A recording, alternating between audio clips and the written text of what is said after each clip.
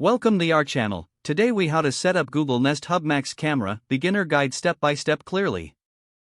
To set up your Google Nest Hub Max camera, begin by unboxing the device. Ensure you have a stable Wi-Fi connection and the Google Home app installed on your smartphone.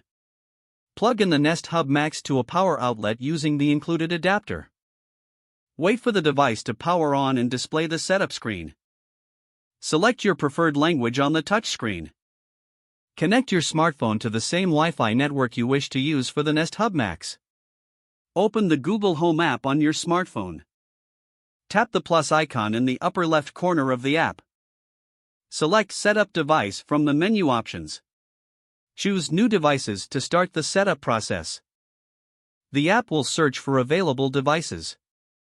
Once your Nest Hub Max appears, tap on its name to proceed. Confirm that the code displayed on the screen matches the one shown. Select your Wi-Fi network and enter the password if prompted.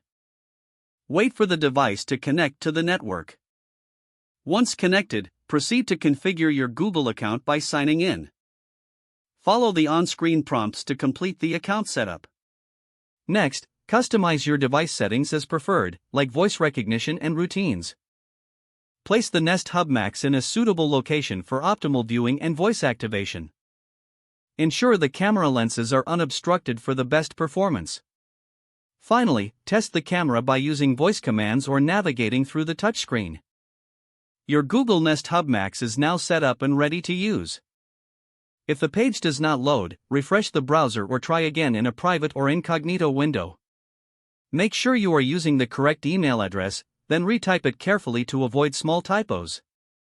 If your password is not accepted, use the reset option and create a new strong password you can remember. Check your spam folder for verification or security emails, then complete any Enable two-factor authentication if available to improve account security and reduce unauthorized access risk.